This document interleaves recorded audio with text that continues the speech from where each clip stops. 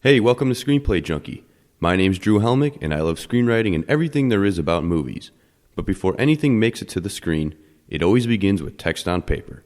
So if you're a fellow addict of film and storytelling, join my brothers, Matt and Bryan, and I as we take a look at various types of screenplays, short stories, and other source material that were crucial to the creation of the stories we all love. There will be spoilers, though, so I do recommend being familiar with the title that's being discussed. Sound good? All right, then let's get started.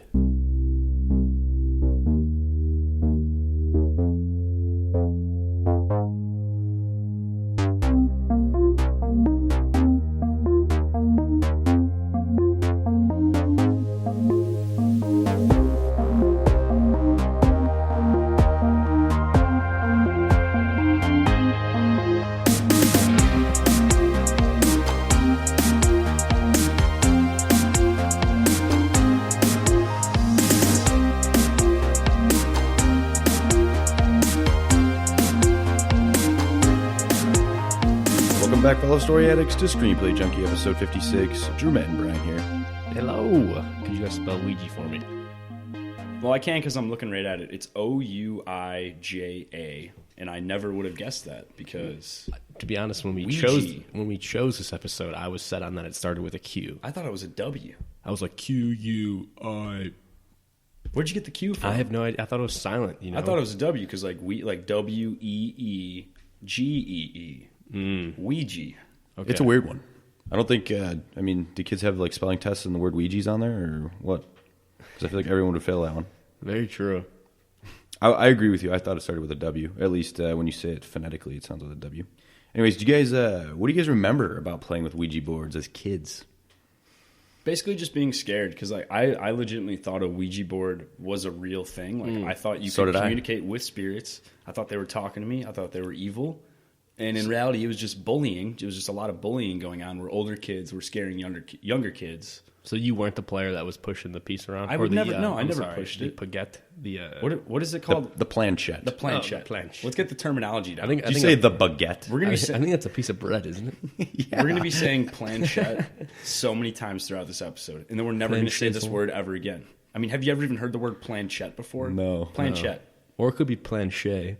They said planchette in the movie. Okay. Well, the planchette, if you don't know, it's the piece in the Ouija board game where everyone touches it and it has the little glass piece in the middle so you can see what letter you're pointing at. Right. That's the planchette.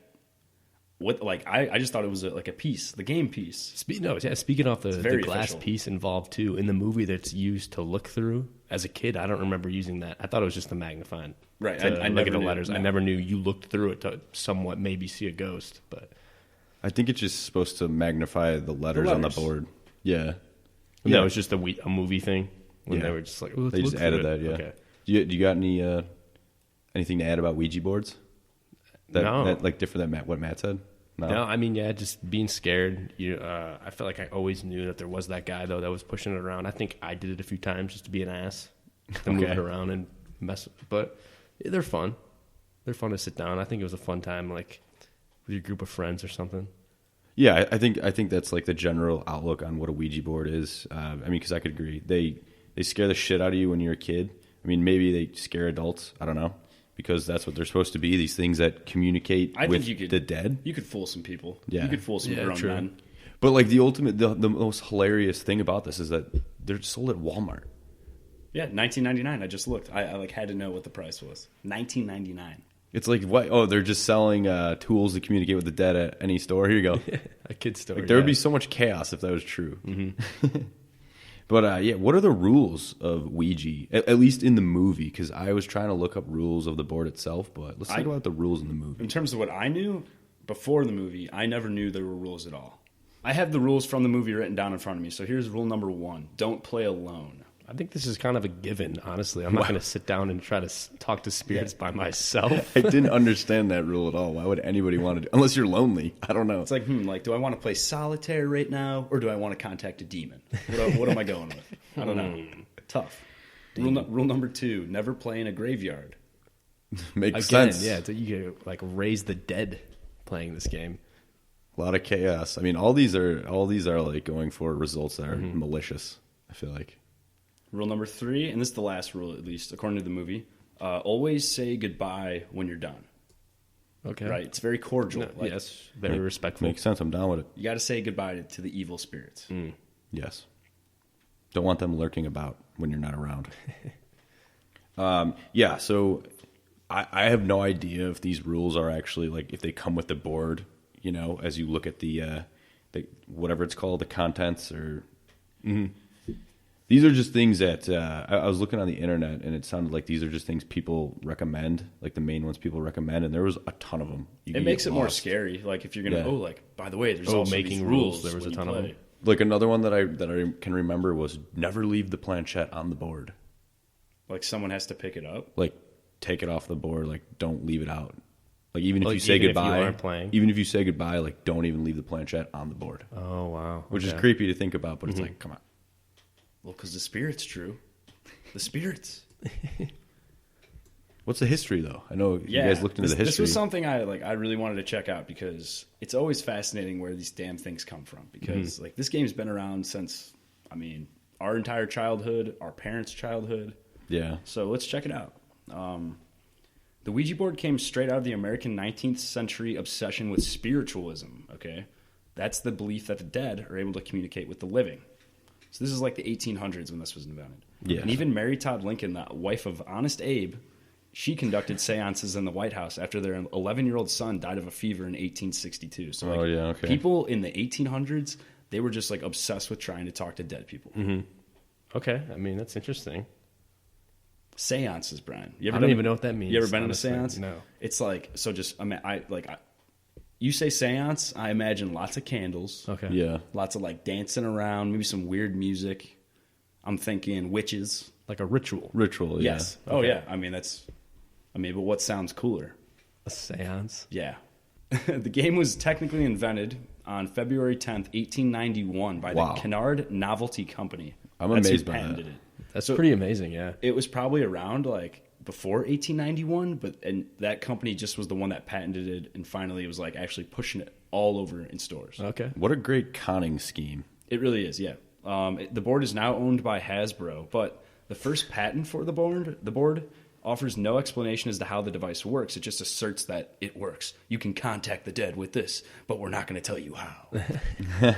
And that ambiguity and mystery was part of a conscious marketing effort, right? Like the less the company that made it said about how the board worked, the more mysterious it seemed, and the more people wanted to buy it. Okay. So this was just like a flim-flam, like total con artist like device back in the early 1900s, and everyone was buying it though because they thought it was cool.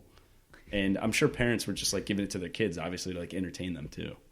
This sounds like it could be one of those weird suing scenarios, like how Red Bull got sued because the guy was like, "It never gave me wings."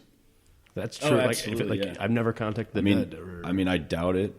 They probably figured out how they wouldn't be able to do that to get around that. Yeah. That just reminded me of that whole Red Bull thing. I don't know. I'm sure if we dug around, there could be something like that somewhere where Ouija someone tried to sue it because someone did something because the board told them to do it or some bullshit. Who knows? It's a toy. It's exactly. It's $19.99 at Walmart, for Christ's sake. It's a toy. Well, let's talk about the IMDb info about the movie Ouija, shall we?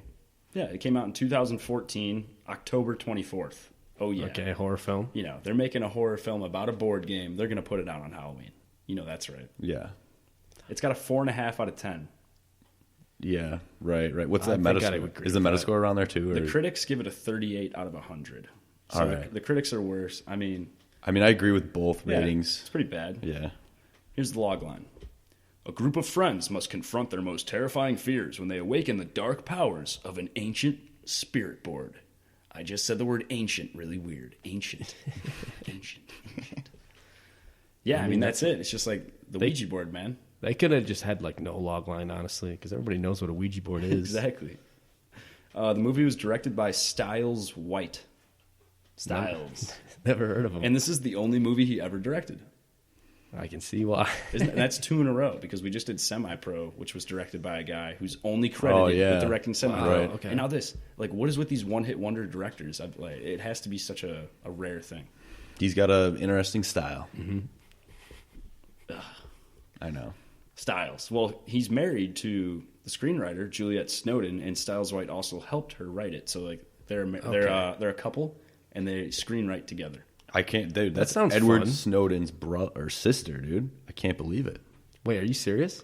No. Oh, But apparently they've written like Boogeyman, Okay. Knowing, which was like Cage. Nicolas Cage movie the in Planchette, 2009. the movie The Planchette. No.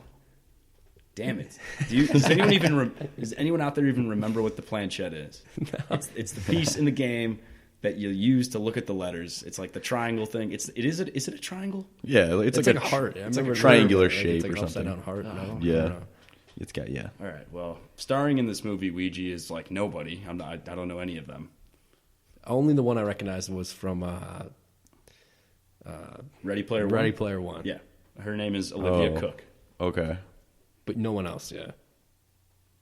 Yeah, and they all look like they're 30 and they're playing high school kids, Yeah. which is such a common theme in movies. Like, I don't know not why. just Because like just like the acting probably. The quality You'd of rather acting? take a 28-year-old to play a 16-year-old than a 60-year-old. It's not like the quality of acting we just watched in this movie was very good. Like, at least give me someone who actually looks like they're in high school. I mean, the one guy looked like he was 30. Come on. I mean, the boyfriend. Yeah. He looked 30. But so was the guy who was in Hannah Montana. Hannah Montana's brother was 30 when he was doing that role. Because he looked young. He's the same age as John Cena. Bucky, They're Kentucky. like 46. Yeah, that's weird. Yeah. Just a 30-year-old man, and the only people that want your autograph are like 12. That's true. That's honestly true. All right, so they made Ouija. You guys want to guess how much money they made it for? A lot. So the $2 million? The critic rating. Oh, never mind. I jumped the gun here. What, for money? Yeah, I thought you were saying how much did they make? No, so I'm talking budget. They made the movie. Low I'll just budget, tell you. $3 They made it for $5 million. Okay. How much did they make? Over $100 million. They made $100 million. Yeah, so they made basically $100 million on this movie. So at that point, Wow. if you're Unbelievable. if you're a producer or something, You're gonna make another You one. don't care. You don't care about the ratings at all because you just slammed home 90, bank. 95 mil. The producer's like, I told you we should have, like, hiring the 30-year-olds was a great idea. It really worked out. But yeah, they made a killing, man. I mean, but it's all that money is just based on the fact that people know the board. And they're just like, oh, Ouija board. Oh, I'll go see a movie because I know that. I mean, I feel like all paranormal movies always make a decent buck because they're cheap to make and the jump scares. People really like those, I bet. Yeah, well, I should have said, too, Michael Bay produced this, right, Drew? Is that correct? Yeah, and Jason Blumhouse Productions did this. And these are guys that make tons and tons Their of names movies. now, yeah. Just tons. I mean, Blumhouse in general, I'm just going to isolate down to Blumhouse. They're really good at making movies for a low budget and making a really good profit. Yeah, and then Michael Bay is really good at making explosions and, like, Transformers movies. I'm amazed there wasn't one explosion. They didn't fit one into this movie. If they did, Yeah, I right? would have. Since Michael Bay, like, that's like, I feel like that's a trademark of his. It's like, no. Explosion. We need an explosion. We need at least 20. Sir, it's a horror movie. Yeah, right? He's like, I don't care. Just fit an explosion. How many Transformers movies has he made now? Is it Too like many. 8? Shut up. No way. There's at least 6 with like Mark 5, Wahlberg. yeah. There's at least 6 of them with Mark Wahlberg. There's way too many. There's way too many. Put it in the ground. They made one just about Bumblebee. Think about that. They just made a movie called Bumblebee. Wasn't The Rock in that one? I have no idea. He might have been. All right, well, we're not talking about Transformers, but we got Ouija.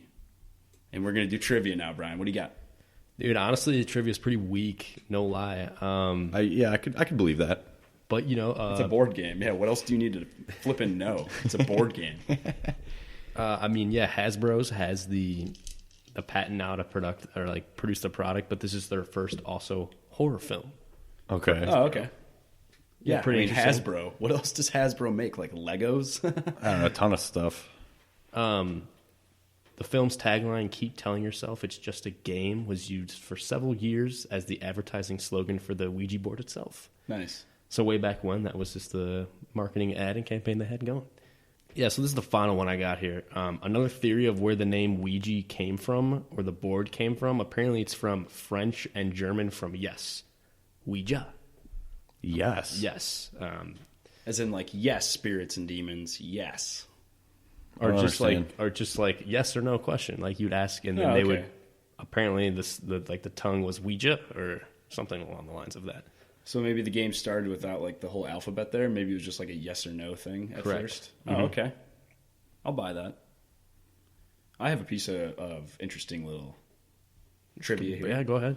So the movie came out in 2014, right? Well, they released a trailer for the film, just to like a small group of audiences, and the test audience didn't like it, right? Oh. So the producers were like, oh shit, like we got to go back, we got to fix things. So they actually ended up reshooting about 50% of this movie, and this is Olivia Cooke saying this, the girl that was in Ready Player One. So in an interview, she said that they reshot 50% of the film due to the negative reaction from test audiences. And the week's worth of reshoots happened like 4 months before the movie was supposed to come out. So like they were just like bum rushing all these reshoots. Yeah. And that could be why like that one guy, Pete, like you don't get to see how he dies. Maybe because they like had to just like fix something together. Yeah. And they couldn't actually show him dying. Like they just didn't have time. So that could be a way to explain that. But I thought that was insane. Like they literally reshot half the damn movie just because people didn't like it. Wow, I mean, you got to do what you got to do. It turned out to be. I wonder if they still would have made their $100 million if they would have kept the original cut. They probably would have. I feel like either way, they would have made a ton of money just because the board itself is so popular. That's hilarious. So they reshot because people didn't like it. Yeah. So even with the reshoots, people still didn't like it. Yeah. But maybe it made it a little better. Yeah. Okay. Who knows? Yeah. I just wonder what was going on in that first one that they were like, oh god, we got to fix this. I'd be interested to check it out a little bit, maybe not really. Yeah, probably not. Not. Yeah. None of us want to go back and watch that. Ouija script info written by Juliet Snowden and Stiles White. And you said they're married, right? Mm-hmm. Yeah, they're married. Okay. Sean White's brother. Yeah, brother. Okay, cool. All right, yeah, draft date is September 6th, 2013. No draft number. We got 92 pages, about an hour and a half runtime. And the script was different. The script was very different from the movie. Very true. Yeah. Yeah. It was pretty different. I mean, I'm sure with Jason Blum and Michael Bay stepping on board, they just became the gods of the rewrite for this. Yeah, they told them exactly what to do. Because they beefed it up. They beefed the script up because, I just want to talk about this first. So overall thoughts of the script. I'm going to say my 3 main points because I just need to detox myself of this really quickly. Let it out. So automatically, while reading the script, I could tell that it was written professionally. Very professional. Okay. But I thought the writing itself was really bland and boring. And it really didn't seem like there was any heart to me. Because you can tell when somebody's writing something that they really care about what they're writing about. I can agree with that. And with this script, I felt like they were just writing it like, I don't know, not with an end meat of wanting to make money, but it just seemed like they didn't really care. Like there was no really cool similes or metaphors or any sort of like distinct voice in the writing style. It's a movie about a game board, though. I know, but it's tough to dig deep so and do that. Dull. I also thought it was funny that they're like two 50-year-old people like writing for the voices of 17 teenagers, yeah, which has got to be hard. Yeah, I mean, a lot of people do that. A lot of people are really good at it. Some people are not. I didn't think these guys were particularly good at it. And again, with the script, although there is a coherent story with things that lead from scene to scene in a manner that makes sense in the case of this specific story, I guess, but I couldn't shake the feeling like there was nothing happening in the screenplay. I mean, I can agree. It was pretty boring for myself because I just felt like I really didn't. I mean, that's just paranormal for me, too. Like, I watch these paranormal movies. It's like, yeah, I get these jump scares. I know what's going to happen. But I just didn't really care for the characters either. It was just like... It was predictable. It was predictable. Boring. I know, yeah, we just kind of knew what was happening. And an example of, like, the predictableness, if that's a word, is when, like, so they play the Ouija board game, and now all of them start seeing this, like, entity or creature, and it starts, like, chasing them or bothering them. And like right when they left the house and then the first person saw it, it was just so obvious. It's like, okay, well now this thing's just going to go around. They're all going to individually see it, and then they'll meet back up. It's like no shit. Like it was just the most obvious thing in the world. Yeah, very formulaic. It's like it won't kill any. It's not going to kill any of them. It's going to show itself. Then they'll all meet back up and play the game again. Like, let's just keep playing. And not only one person died in the script. It was very boring. Exactly. Yeah, and it happened like an hour. Nothing was scary. True. So yeah. Again, we'll get to that because with Michael Bay and Jason Blum coming on, they definitely had a voice in changing some things, I'm sure.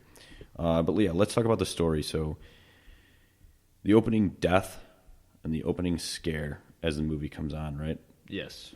So in the screenplay, Debbie, she dies in her closet because she's playing the Ouija with some spirit named DZ alone.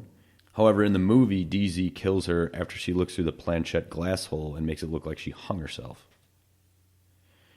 I mean, it's pretty savage to just take somebody's life off right off the bat. It just makes me think of Scream, too. You know, it's like just, oh, boom, somebody's dead.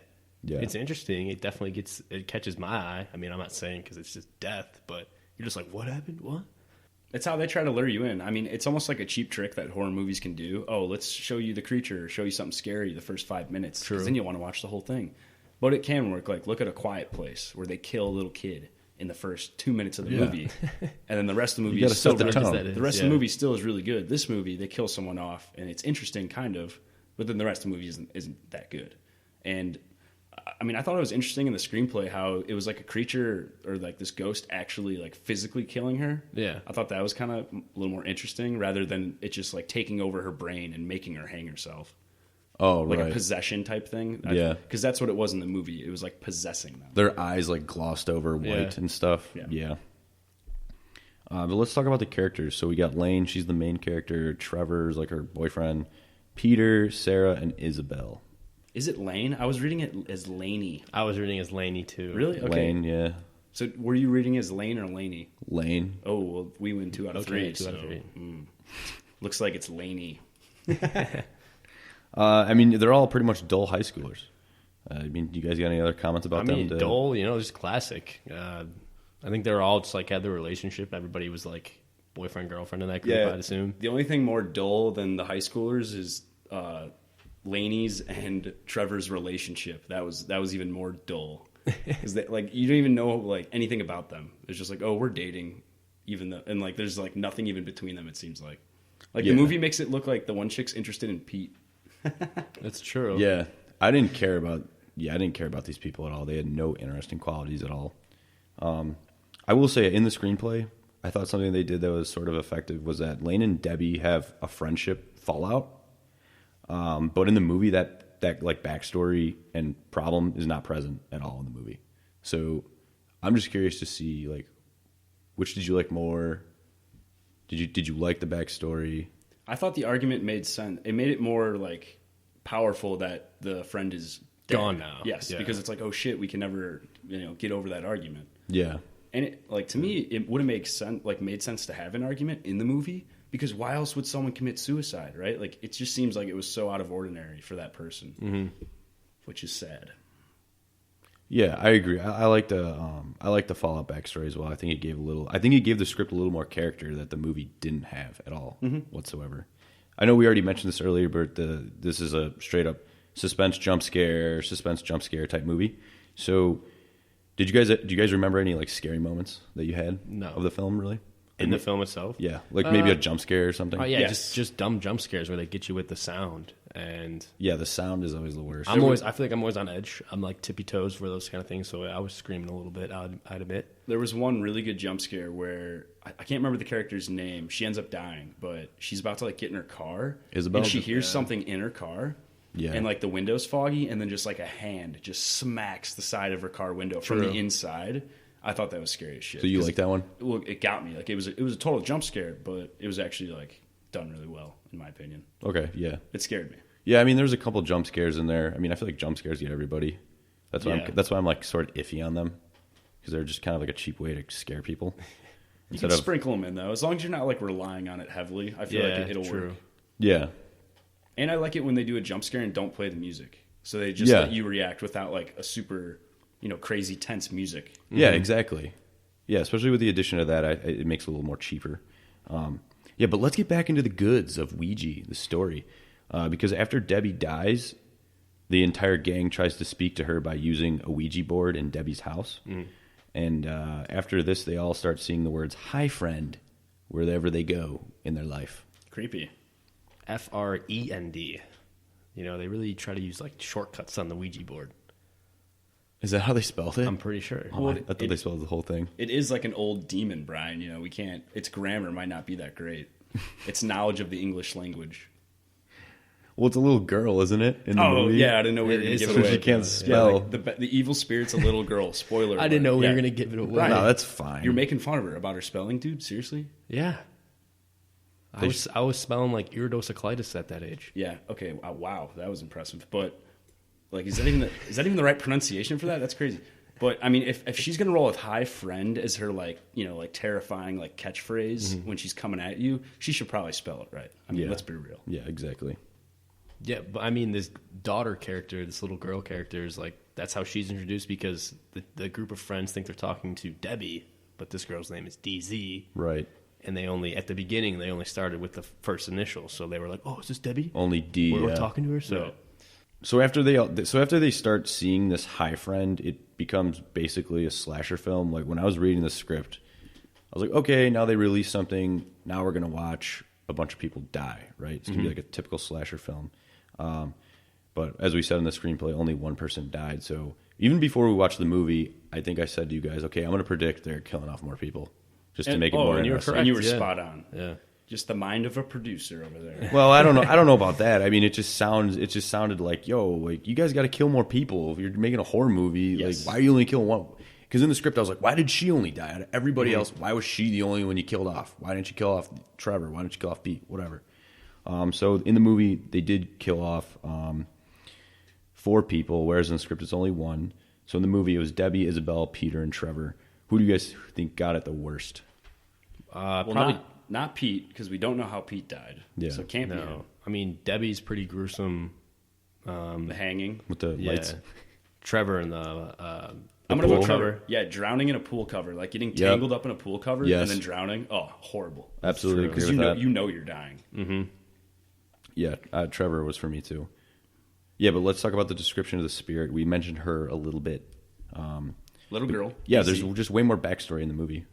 In the script, there was also like this black hand dust print. If you got the black handprint, you're gonna die. Yeah. I liked so this. they got rid of that. In the I liked movie. it. I thought it was interesting. It had like a little, you'd know who was next, and like they kind of.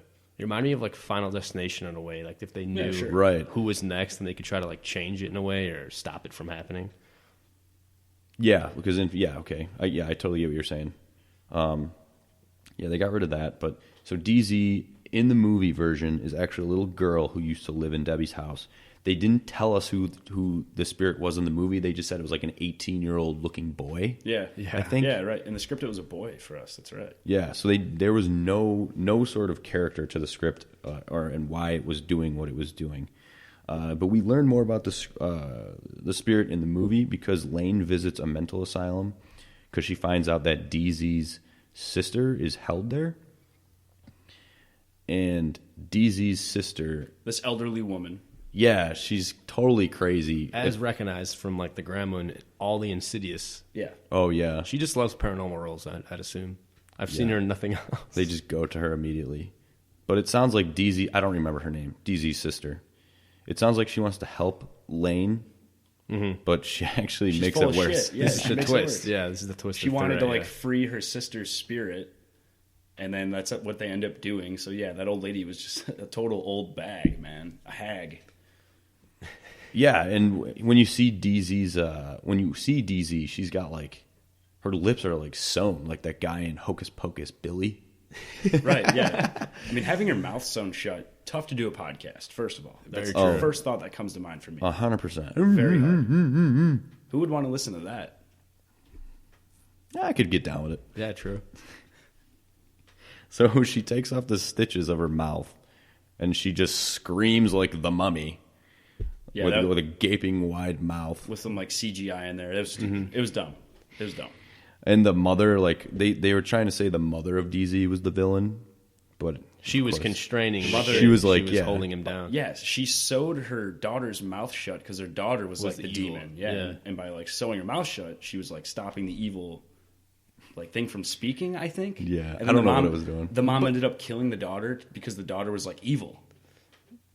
I think that's what happened. Okay. Yeah, because there's a second one. Ouija Origins. There's the Ouija shark too. That's actually not a horrible movie. Apparently, yeah. The second one. So that one came out in 2016. I have its IMDb up, and it got like 6 out of 10 by the average human being. I'd be down. And like the critics are in the 50s. So I mean, I think it's something to watch eventually. It probably really doesn't have much to do with the board, just like this kid and how he becomes a demon or some shit. Yeah, who knows? Sounds better. And I like Mike Flanagan. He's the guy who did it. I think that's his name. Anyways. Oh, also about the spirit, we forgot to mention this. We learned that Debbie found the Ouija board in the attic of her home, whereas in the script, I think they just like to have a Ouija board or whatever. Yeah. So that gives more... A little more creepiness. Yeah. Mm-hmm. So once they have the showdown with DZ, you think they've won, but of course, no. Because Lane goes home and she finds a planchette on her desk. And she looks through the glass hole and it ends. Cliffhanger to let you know, yeah. Is the ghost still there? Will she play Ouija ever again? Will you go spend $19.99 on a Ouija board right now? I kind of liked the way in the screenplay ended. It was goofy, but I enjoyed it the way, because they had this whole character that was like this online podcast guy. Yeah. Oh. And they were playing like online Ouija with like millions of people, let's say, basically. And it was moving. So that means like what, DC had access to like internet now, and it could haunt and possess over 1 million people that play this game online. Oh, yeah. That's the way I was thinking. I thought it was cool, interesting, but I mean, leave us with a nice fat cliffhanger. So then you can make Ouija Part 2. I'm all for cliffhangers, but I hated this cliffhanger so much. Yeah, it was dumb. It was a dumb ending for a bad movie. There was one other thing that I wanted to talk about. I know we just like kind of rushed through the whole movie. We didn't want to do a plot point for this because we really didn't think it was worth it. But I thought the funniest part about the script and the movie, they both shared this very similar aspect to it, was that Lane and her sister Sarah's grandmother, or they called her Nona in it. Yeah, okay. So there's this whole thing that Nona is aware of the the menacing role that a Ouija can have, so she warns them about playing with it. And then when Lane and Sarah tell her about the problem that they're in, that they tell her that they're fighting for their lives, and then Nona's just like, oh yeah, you just got to break the medium, but it just sounds like she doesn't really give a shit about her granddaughter's lives at all. No, like she didn't like support it. I thought in the script when I was reading, I was like, dude, there's gonna be a showdown between DZ and Nona.